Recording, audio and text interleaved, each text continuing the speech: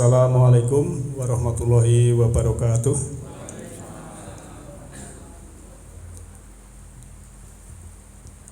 Alhamdulillah wa syukrulillah wassalatu wassalamu ala rasulillah wa ala alihi wa sahbihi wa mawalah.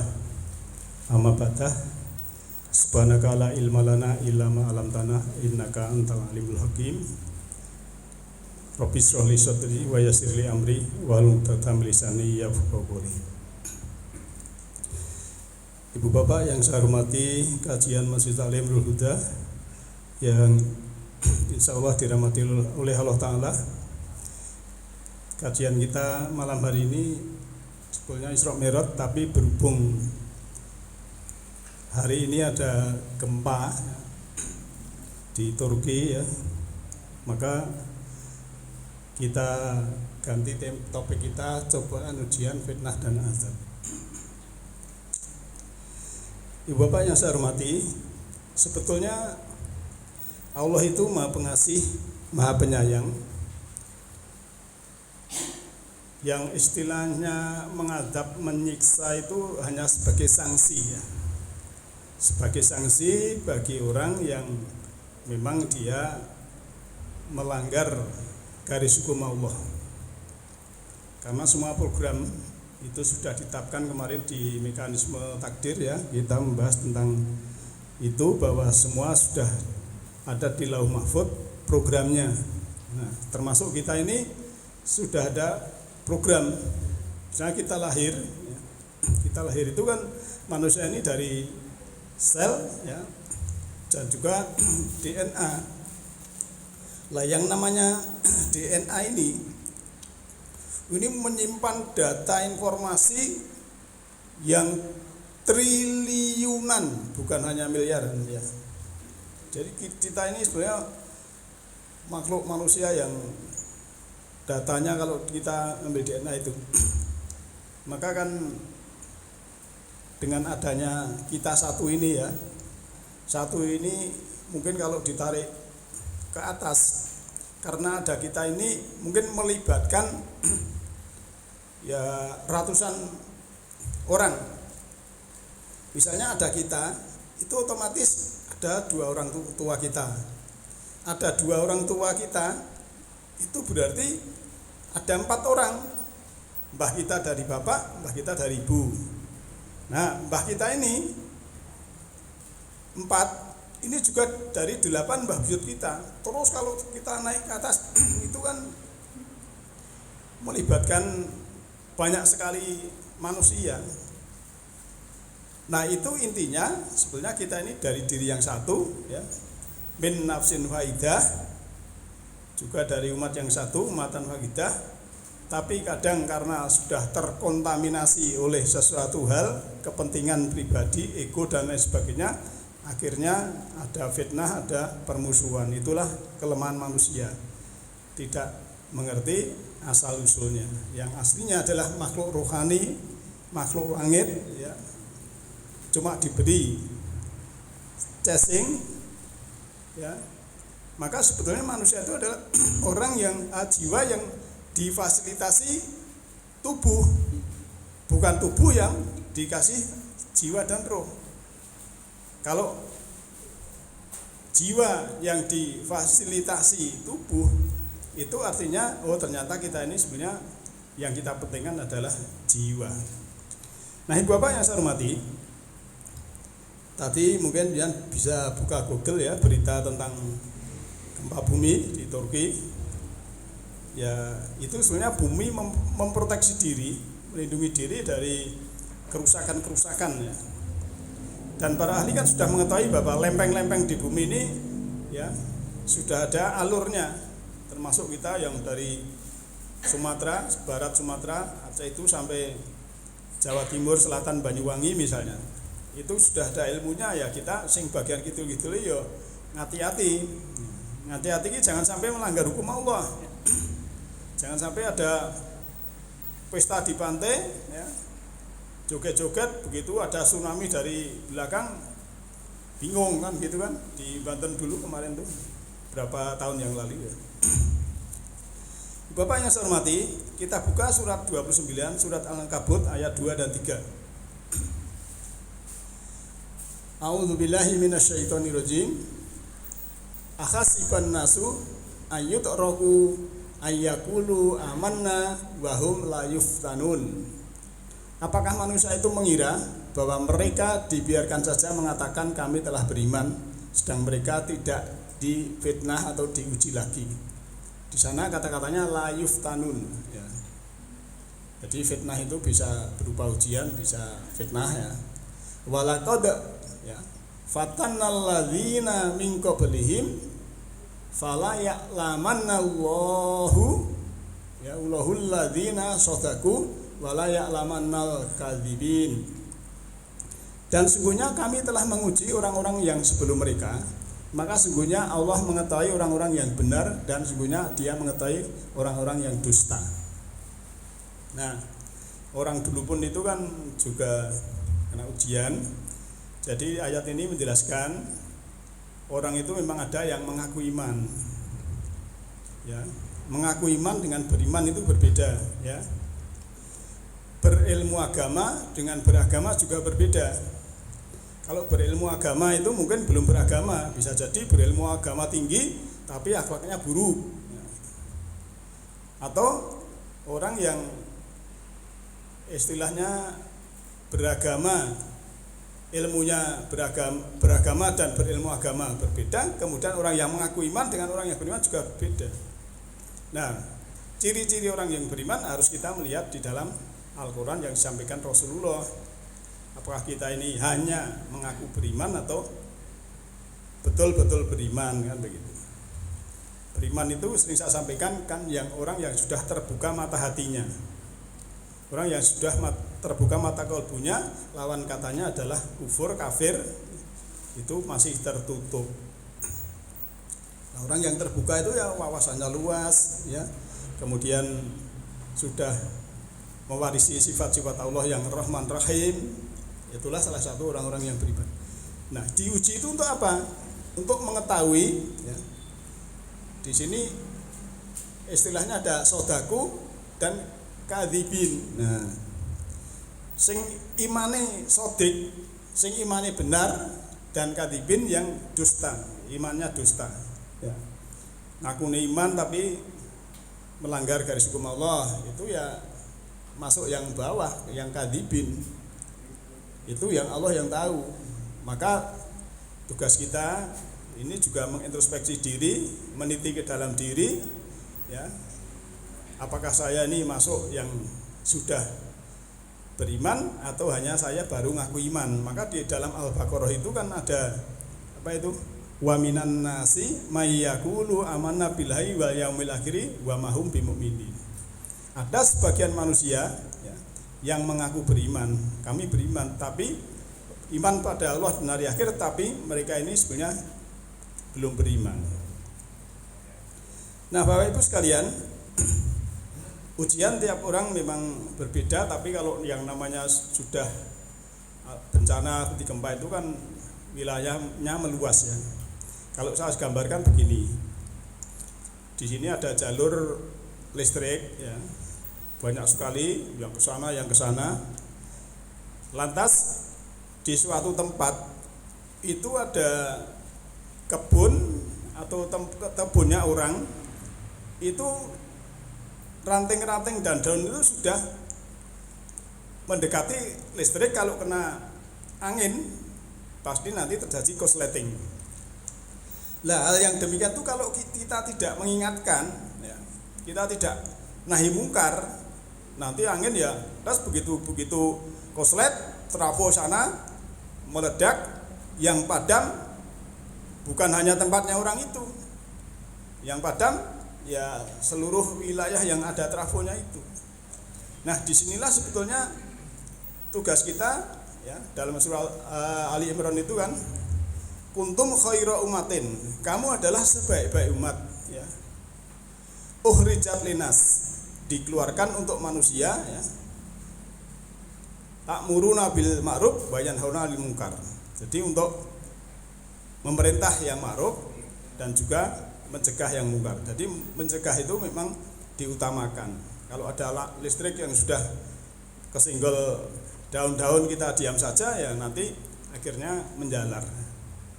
Itulah ibaratnya kita kalau ada sesuatu itu diam saja, ya, maka akhirnya juga dampaknya banyak, ya. Tapi biasanya kalau orang kena ujian itu langsung ingat Allah, ya.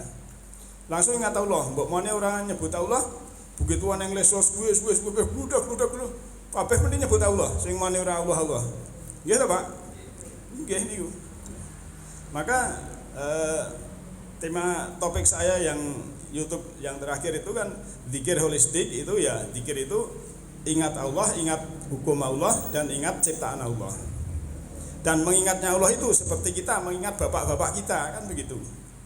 Jadi awak dhewe ingat kelingan bapake, nah itu kan seperti itulah. Ingat Allah itu seperti itu, maksudnya Gus salah gitu ya.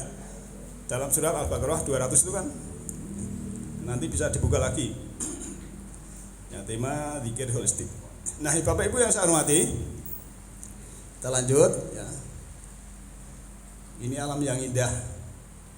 Artinya bumi ini sudah cantik. Tugas kita adalah mempercantik bumi yang sudah cantik, ya. Ini fotografernya saya sendiri loh ini. Itu pabrik Sritek, ada merbabu Merapi, ya. Ini dulu ya. Nah, ini digambarkan mungkin kalau berita sekarang ya Turki gitu aja. Ini kan kena sanksi Allah, ya. Ya, ini di sana. Ini sebagai contoh aja musibah yang terjadi.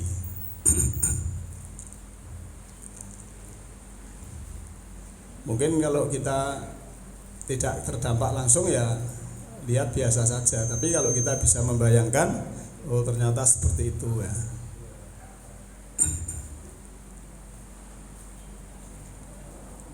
Ya.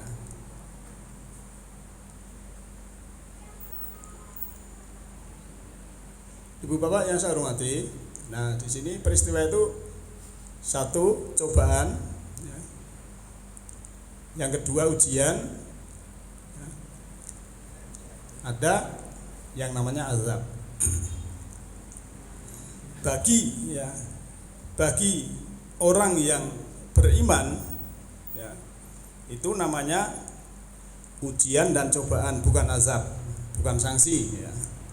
Jadi kalau ada peristiwa, ya, kan sering saya sampaikan, kalau orang itu kesadarannya sudah tinggi, itu menerima yang disukai dan yang tidak disukai itu sama dalam penerimaannya. Karena semua sudah Allah yang mengatur bahwa kita ini, ya, yang saya terima saat ini adalah undangan saya sendiri, ya, bukan dari orang lain, maka saya harus terima. Ibarat peristiwa yang datang kepada kita ini adalah tamu yang kita undang. Nah, tamu ini datang, ya kita harus terima. Aslinya begitu maksudnya Allah itu. Jadi setiap ada cobaan, ada ujian itu kita ngerti pesan. Pelajarannya apa, pesannya apa. Lagi melaku kok ndelah kepleset gitu. Dan misalnya. Oh, ternyata sandal jepit saya ini sudah halus. Lah kok yo ngirit men wong dite dompete pirang-pirang sandale jepit nganti halus. Mbok rezekine dindum karo bakule sandal kan ngoten ta mesti logikane. Oh, pesannya seperti itu loh, ya, misal gitu. Wah, iki sik kena dinggo kok. Nah, tapi sik kena dinggo kan njobone halus kan bahaya. Nah, gitu loh maksudnya. Jadi kita ngerti, oh gitu. Jadi saya mengajak Bapak Ibu, ya. Kalau kita kepentingan kita itu jangan pelit-pelit banget, ya. Hidup-hidup kita itu memeratakan rezeki kepada yang lain gitu loh, ya. Maka kemarin tak gambarkan kan di pirang-pirang motornya dikumbah dhewe, mbok dikumbahke men sing cuci motor men untuk rezeki kan itu. Kan ya seneng loh, kan gak bahagianya orang, nah gitu. Nah, otomatis kalau kita bikin bahagia orang itu kan resonansi kebalik kepada diri kita. Itu hukum alam, tidak bisa kita lawan. Yang namanya hukum alam itu sunatullah. Jadi Bapak Ibu, yang namanya kitab dan hukum alam itu bukan hanya di dalam Al-Quran, itu di semesta ini juga Allah, hukum Allah namanya hukum alam. Kalau ada orang yang rumah saya dekdong ya, panas-panas neng dhuwur watu jam 12 gundule di ya kepanasan tenan, itu sudah hukum alam misalnya itu ya. Jadi nanti kita akan melihat ya, cobaan, ujian dan azab atau sanksi. Cobaan sesuatu yang dipakai untuk menguji ketabahan, iman dan sebagainya. Jadi cobaan itu kan ya, mungkin bapak-bapak nyoba ibu-ibu kantongane seseli 200-an loro ben dikumbah engko coba piye ngono. Ning cara aku dadi ibu-ibu ya ora ngerti ngono wae, tak kumbah sing rong lembar tak kantongi. Tak nyoba-nyoba barang ngono misale. Ya, tapi beda kasusnya kalau dari Allah ya. Jadi kalau ada cobaan itu ya, dan nanti cobaan itu bisa dari internal ya, dari keluarga, bahkan diri sendiri ya. Coba kalau bapak-bapak yang sudah sepuh usia 50 ke atas itu mungkin diuji dengan sakit ya. Sakit itu juga sunatullah, tidak usah diratapi, tidak usah disesali, itu sudah ya dinikmati saja. Gagahkan jiwa seperti Nabi Zakaria itu aja. Jadi tidak usah ngeluh, diterima saja. Jadi pesannya sabarlah apabila menerima cobaan dari Tuhan.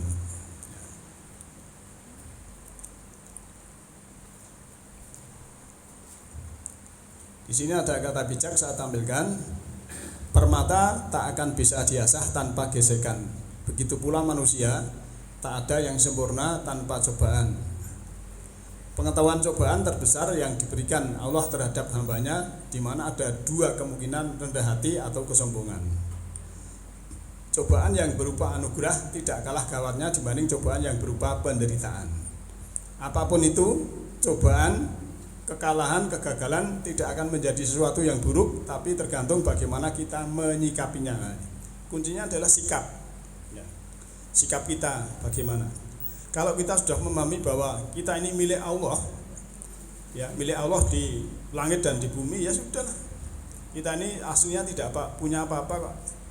Kita lahir juga baju satu aja tidak punya, misalnya demikian. Jadi menyikapi cobaan itu adalah dengan cara kita mengerti pesan dan pelajaran sehingga kita harus menyikapi. Saya gambarkan sering ya, ini cobaan ini ibaratnya garam 1 sendok, 1 sendok garam ya. Kemudian pikiran kita ini ada yang Bapak Ibu ini ada yang cuma pikirannya 1 gelas ya, 1 garam sendok dikasih air 1 gelas ini kan kalau diaduk kan asin ya. Jadi masalah ini masih terbawa-bawa terus. Tapi begitu garam ini ya, tempatnya di tempat yang luas, kolam renang 1 sendok garam tidak masalah. Nah ini intinya kan meluaskan pikiran, meluaskan wawasan. Ya masalahnya sama, cobaannya sama dari Allah. Tapi yang satu sudah meluaskan pikiran, yang satu masih sempit pikiran. Kalau sempit itu kan meledak tuh Pak. Penjelasan lihat ya, kompor gas ya, melon contohnya itu tempatnya sempit ya, tidak ada ruangan, itu kan meledak berbahaya. Tapi coba kompor ini bawa di lapangan di tengah-tengah, meledak ya tidak masalah gitu. Maka tugas kita tuh meluaskan pikiran ya dalam sikap itu. Maka sering saya sampaikan, sekolah akademik itu ya, itu sebetulnya belum sekolah sesungguhnya. Sekolah sesungguhnya itu adalah di dalam kehidupan ini. Sebab ada orang anaknya orang kaya ya, kemudian titel tapi tidak punya skill ya menyelesaikan persoalan hidup. Dilit sambat buwe, bermasalah sidik sambat wong tuane. Itu namanya belum punya skill untuk menyelesaikan kehidupan. Tapi harusnya ya, yang dewasa itu punya skill menyelesaikan kehidupan. Masalah dihadapi sendiri, diselesaikan, solusinya tidak usah wong tua itu punya beban. Itu bagi yang sudah dewasa. Nah, disitulah memang ya sulit membentuk anak yang seperti itu, tapi sebetulnya bisa kalau kita mau. Ujian sekarang, arti kata ujian. 1. Hasil menguji, hasil memeriksa. 2. Sesuatu yang dipakai untuk menguji mutu sesuatu, pandaian, kemampuan, hasil belajar dan sebagainya. Contoh ujian kenaikan kelas diselenggarakan di sekolah masing-masing. Sekarang cobaan. Contoh musibah ini adalah ujian dari Tuhan. Jadi ujian ya, itu memang manusia itu semua diuji. Kan surat Muluk, surat 67 ayat 2 itu kan, waladi khalaqal mauta wal hayata liyabluwakum ayyukum ahsanu amala, kan begitu. Jadi Allah menciptakan kematian dan kehidupan itu adalah untuk menguji kamu. Dicari mana yang lebih bagus perbuatannya. Itu ujian. Nah, kalau cobaan ya salah satunya musibah yang datang dari Tuhan. Misalnya kita sudah berjalan di pinggir masih ditabrak orang, ya itu cobaan, kita harus sabar, kan begitu. Ujian yang secara bahasa berarti ikhtibar atau penyelidikan, dan imtihan atau percobaan, baik berupa kesulitan maupun kesenangan, kebaikan maupun keburukan ya. Ini sesuai dengan surah 21 ayat 35 ya. Dalam surat Al-Anbiya ayat 35 itu ujian ada 2. Yang satu khair ya, yang baik, yang disenangi. Yang kedua adalah syar, yang tidak disenangi. Itu juga ujian. Jadi ngerti kita ini, oh baik buruk itu adalah ujian. Kita harus menghadapinya. Kalau baik seperti Nabi Sulaiman itu ya, diberi jabatan, harta, bersyukur. Ini dari Allah semua ya. Kalau saya kufur ya akan binasa juga, kan begitu.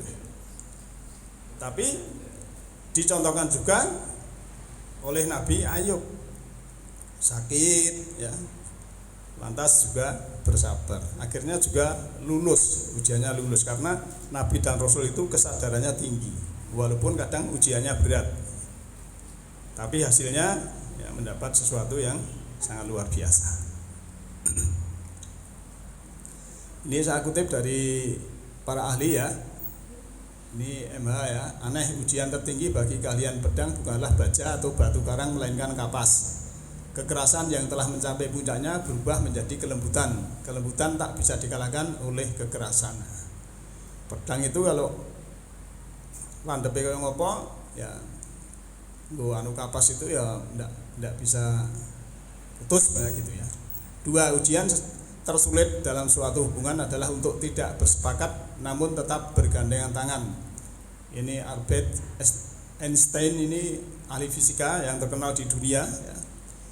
Dia juga sudah mencapai puncak kesadaran ya, menemukan ilmu-ilmu Allah yang sangat luar biasa dan berguna bagi masyarakat internasional maksud saya.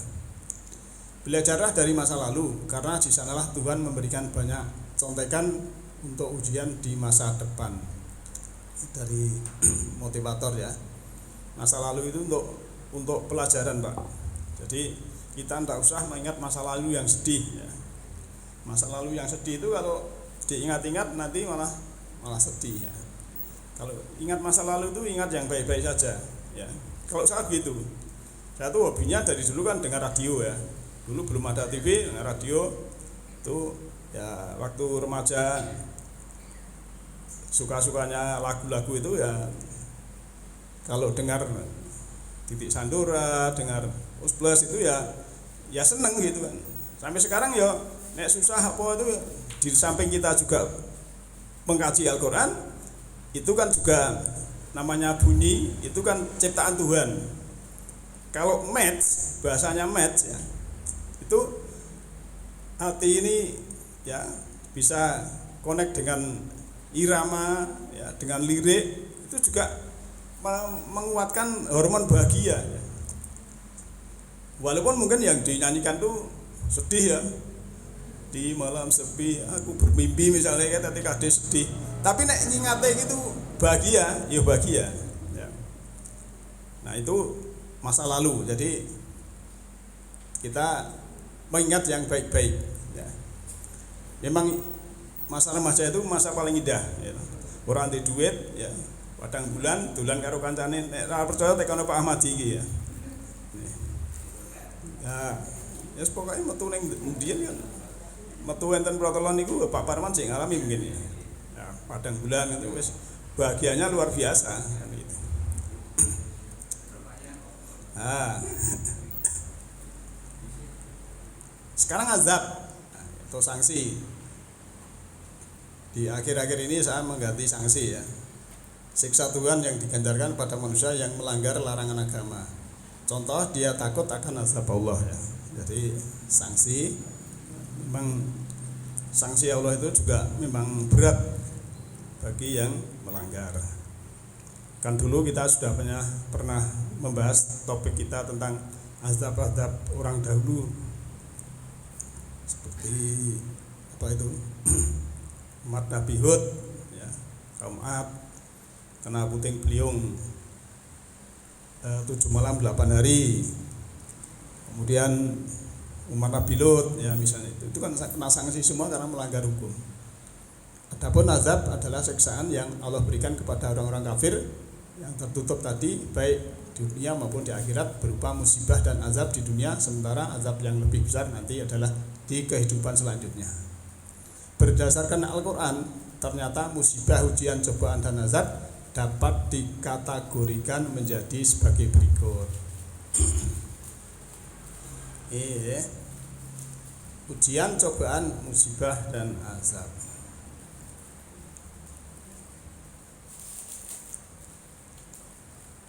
Ada yang tidak beriman, ada yang banyak dosa, bagi teguran penghapus dosa. Nah ini, kalau tidak beriman itu karena banyak dosa ya termasuk sanksi tadi. Ya kalau bagi yang beriman tapi kadang namanya manusia ya, sudah istighfar, sudah ini ya, itu biasanya juga ada teguran ya. Ya, namanya teguran itu ya termasuk ada tidak kenyamanan, badan sakit, anak sakit dan lain sebagainya. Itu sebagai penghapus dosa bahwa tobatnya itu diterima. Ciri dari tobat diterima itu salah satunya adalah mendapatkan balasan saat ini sekarang di sini dengan segera. Orang yang berani dengan orang tuanya kemudian tobat, ya, kalau tobatnya terima ya mungkin dia segera dan mendapatkan.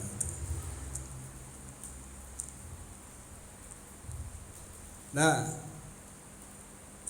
kalau mendapat ujian, cobaan atau musibah atau azab, itu bisa kaumnya diganti atau juga bisa dibinasakan. Itu terserah Allah sesuai programnya.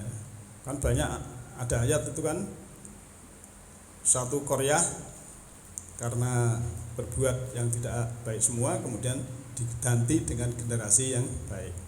Termasuk di Taif itu zaman dulu.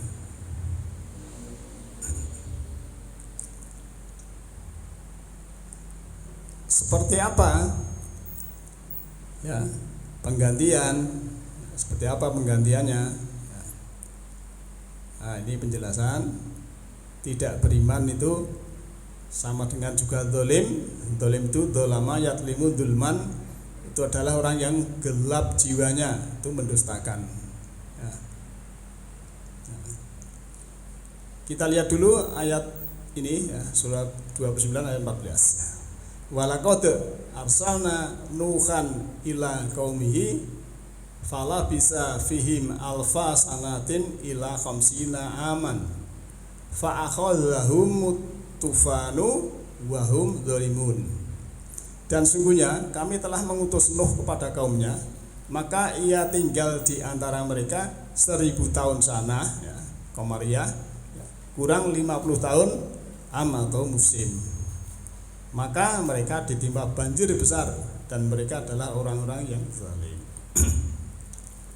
Ya, ini korelasi di ayat ini ya dengan surat 11 surat Hud ayat 41 42 ya. Itu kan dijelaskan ombaknya ya setinggi gunung, maka anaknya di gunung dipanggil-panggil suruh ikut di kapal tapi tidak mau, kan begitu. Nah, kalau kita bandingkan dengan tsunami di Aceh hanya setinggi pohon kelapa, artinya zaman Nuh ini banjirnya memang hampir menenggelamkan bumi kita. Dan kapal Nuh itu sangat canggih, bukan hanya kecil ya. Karena banjir seperti itu ya bisa komunikasi, ya komunikasinya canggih. Kapalnya juga mungkin bisa terbang ya, bisa menyelam, anti gravitasi dan lain sebagainya. Maka dikuatkan surat As-Saba ayat 45 bahwa saat Quran turun waktu Nabi Muhammad itu belum ada 1/10 dari umat yang lalu pengetahuannya dan yang lain. Jadi orang dulu kan termasuk di piramida Mesir ya, itu kan batunya itu berbentuk balok ya. Kalau ada kertas itu antara balok satu dengan yang lain bisa selin, tidak bisa. Dan itu yang teringan itu 2 ton, yang terberat 50 ton. Dulu ngangkatnya yang bawa teknologi tinggi kan tidak bisa ya. Lagi ke sana Bang, kita di Borobudur seperti itu ini sehingga di teknologi ini ya dhuwur kuwi. Tapi kita kadang tidak berpikir tentang teknologi, tapi cuma ya dikira itu apa itu aja. Nah, ini kan ternyata kalau Nabi Nuh sampai 900 ya 1000 tahun sana dikurangi, ini nanti dihitung sendiri bisa ya. Kenapa ayatnya itu ya alfa sanatin ila khamsina am. Alfa itu 1000, sanatin itu sana ya tahun Komariah, ila kecuali 50 am ya. Beda kok enggak 50 sana. Nek 50 sana nah sangat seket. Tapi ini manusia ben mikir gitu loh, men punya daya nalar. Oh, begitulah Allah untuk mencerdaskan manusia. Jadi ya di ayat lain memang karena usianya panjang itu dia memakmurkan bumi. Jadi memakmurkan bumi itu mungkin makanannya itu yang ditanam itu yang organik Pak. Jadi pupuknya ya pupuk kandang, kompos, dan sayur buah mungkin itu. Nah, kalau sekarang ini kan menurut saya bapak-bapak yang petani padi kadang ngebsui puraduan sak geleme ya, nyemprot sak geleme gitu. Ya. Ben panen masalahnya. Mbuh perkara kok dadi bedas rusak awake wong ora urusan kan gitu. Nah, mungkin ada kausalitas bab akibat. Memakmurkan bumi itu ya mungkin dulu seperti itu, jadi pakai organik. Tapi kan sekarang kan anak kecil-kecilnya mana udah ciki, sudah yang ya kalau menurut apa itu formulator Pak Yudi Ningrat itu kan ya mesake anak-anak sekarang itu nanti usia 50 sudah sakit ini, sakit itu dan lain sebagainya. Ya, itu. Bisa dipahami ya, Pak Bu. Nah, ini jadi kita ternyata Nabi Nuh itu tidak 950 pas, tapi harus kita menghitung am. Am itu musim.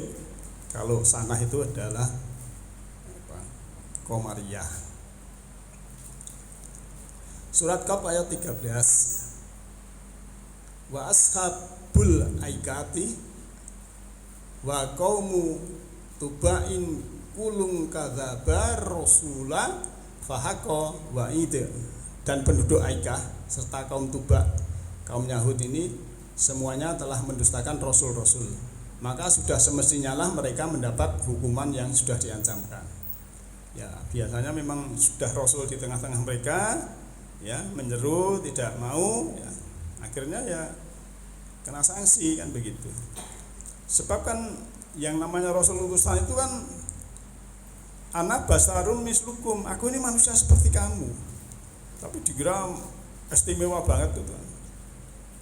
Orang dulu itu Rasul di tengah-tengah mereka aja tidak percaya lah. Kita ini alhamdulillah ya tidak ketemu Rasul yang dulu yang mendapat wahyu itu, tapi kita percaya kepada ayat-ayat.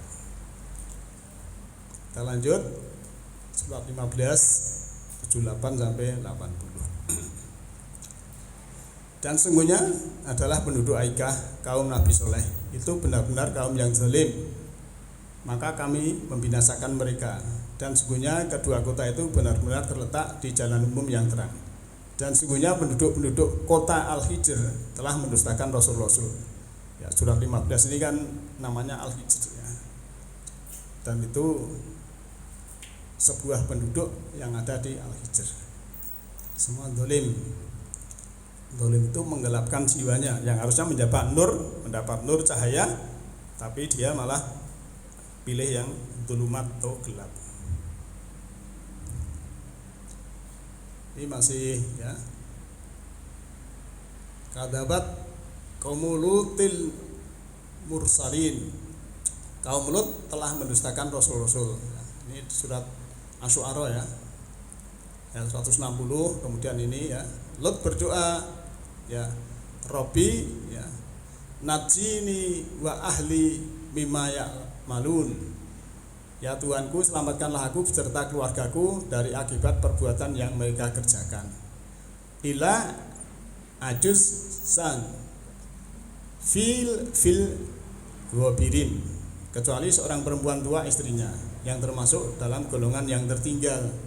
Suma damarnal akhirin, kemudian kami binasakan yang lain. Jadi Lut ini kan di surah Hud juga ya, itu kan malaikat datang pada waktu ya, kalau sekarang tahajud kan, Lut kamu malam ini harus pergi ya, meninggalkan rumah ini karena sebentar lagi nanti waktu subuh itu ada sanksi, ada siksaan. Kan subuh itu sudah dekat kan, begitu malaikatnya. Ya udahlah, tapi tinggalkanlah istrimu. Istrinya tinggal kemudian ya. Tapi kadang saya sok bertanya, Rasul kok istrinya tidak beriman? Sebabnya apa? Ya bila bisa jadi mungkin waktu nikah itu belum jadi Rasul, kemudian Rasul sudah membawa wahyu, istrinya tidak mau percaya. Kadang anaknya ya, kan biasanya dikira Rasul itu istimewa sekali, belum tentu. Seperti manusia ya manusia yang lain, maka istrinya pun bisa membantah, termasuk Nabi Lut juga istrinya Nuh ya. Jadi kan ada ayat lain itu kan contoh yang dicontohkan itu istri Nuh dan istri Lut, itu yang buruk. Kemudian yang baik itu istri Fir'aun dan Maryam ya, itu contoh bagi wanita yang baik dan wanita yang tidak baik. Nah, karena dosa-dosa ini melanggar sanksi hukum Allah ya. Ini sunatullah. Surat 5 ayat 49. Ya, ini saya baca terjemahnya ya. Dan hendaklah kamu memutuskan perkara di antara mereka menurut apa yang diturunkan Allah. Dan janganlah kamu mengikuti hawa nafsu mereka, dan berhati-hatilah kamu terhadap mereka supaya mereka tidak memalingkan kamu dari sebagian apa yang telah diturunkan Allah kepadamu. Jika mereka berpaling dari hukum yang telah diturunkan Allah, maka ketahuilah bahwa sesungguhnya Allah menghendaki akan menimpakan musibah kepada mereka disebabkan sebagian dosa-dosa mereka. Dan sesungguhnya kebanyakan manusia adalah orang-orang yang fasik. Jadi tutup ayat ini, wa inna katsiran minan nasi la fasikun ya. Dan sesungguhnya kebanyakan manusia adalah orang-orang yang fasik. Ya, kadang kan manusia sudah diingatkan ya. Itu kan ada surat An-Nisa itu ya, ada ayat yang beriman kemudian kafir, beriman kafir terus tambah kafirnya ya. Ini kalau titik akhirnya itu iman kemudian tambah imannya baik, tapi kalau tambah akhirnya ya, itu sudah kita bahas di dalam topik agama jangan dijadikan permainan. Ini bisa dilihat di YouTube lagi. Ibu bapak yang saya hormati, masih kembali ke surat 29 ayat 40 ya. Maka masing-masing mereka itu kami siksa disebabkan dosanya. Maka di antara mereka ada yang kami timpakan kepadanya hujan batu kerikil, dan di antara mereka ada yang ditimpa suara keras yang mengguntur, dan di antara mereka ada yang kami benamkan ke dalam bumi. Di antara mereka ada yang kami tenggelamkan. Dan Allah sekali-kali tidak hendak menganiaya mereka, akan tetapi merekalah yang menganiaya diri mereka sendiri. Jadi di sini jelas sekali, wa makanallahu liyat limahum walakin kanu anfusahum yatlimun. Jadi karena dia itu kan Allah programnya sudah jelas. Kamu takwa, insaf, sadar, beriman, ya itu selamat. Kemudian kalau kamu fasik, dolim, munafik, musyrik, ya itu sanksinya ini. Jadi semua itu sudah program, bukan Allah itu mendolimi ya, tapi mereka sendiri anfusahum yatlimun, mereka yang menggelapkan dirinya sendiri. Ya itulah kelemahan manusia ya. Yang waktu di janin ibu setelah ditanya Allah, alastu birabbikum, apakah aku Rabbmu? Jawabnya qalu bala, ya. Ya Tuhan, aku menyaksikan, ya. Itu kan dalam surah Al-A'raf ayat 172 itu. Tapi begitu lahir ya, terus punya fasilitas ini, itu dia lupa.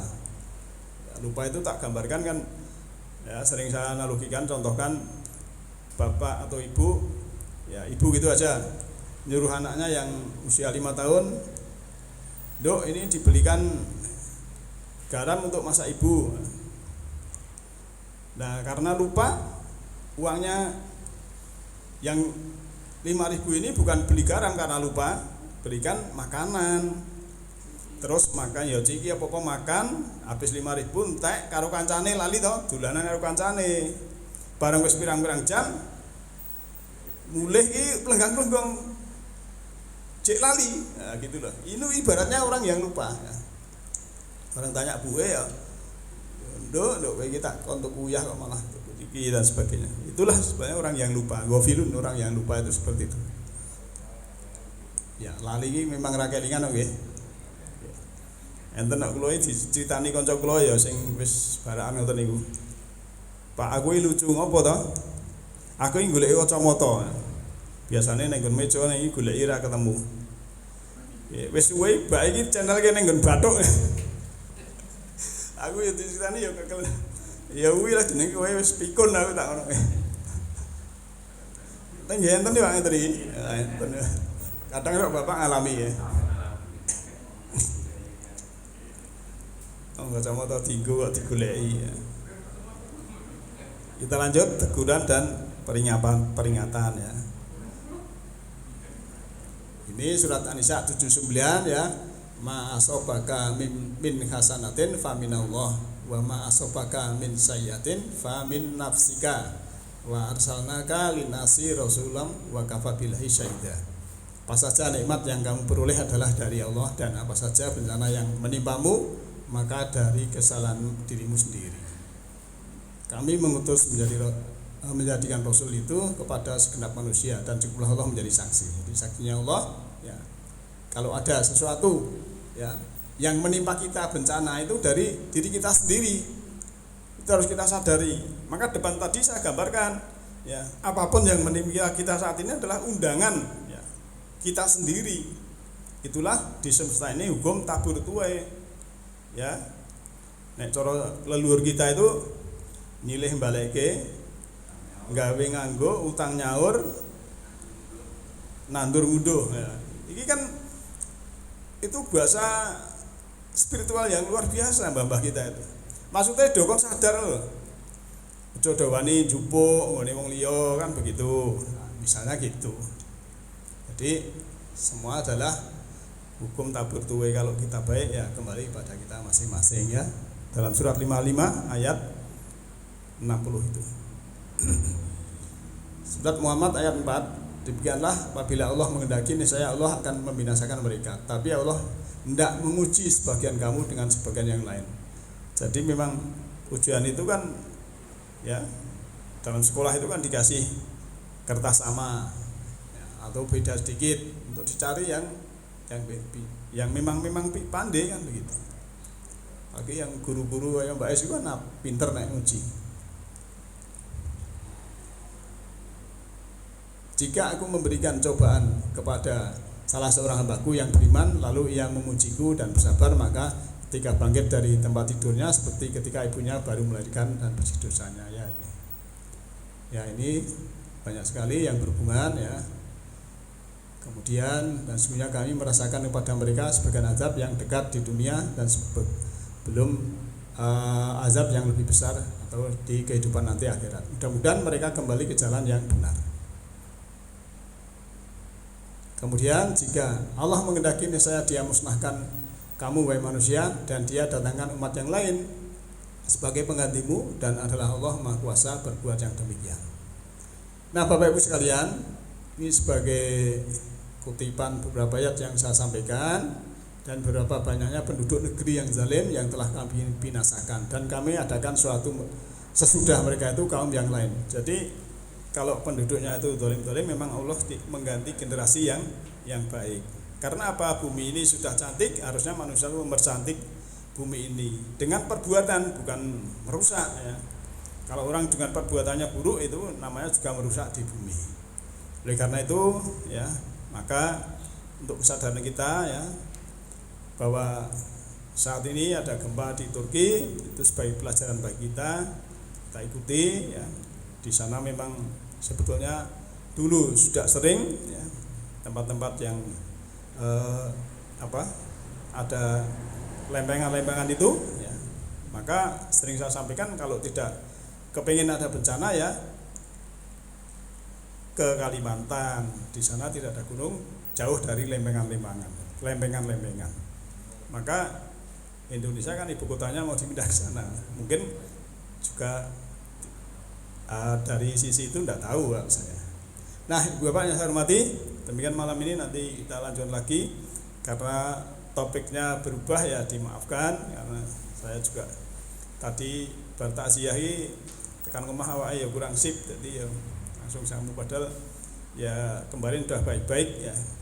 Ini cuaca mungkin ya, lihat di mana-mana ada agak kurang fit. Demikian, nasrun minallahi faqan qarib, alhamdulillahirabbil alamin. Assalamualaikum warahmatullahi wabarakatuh.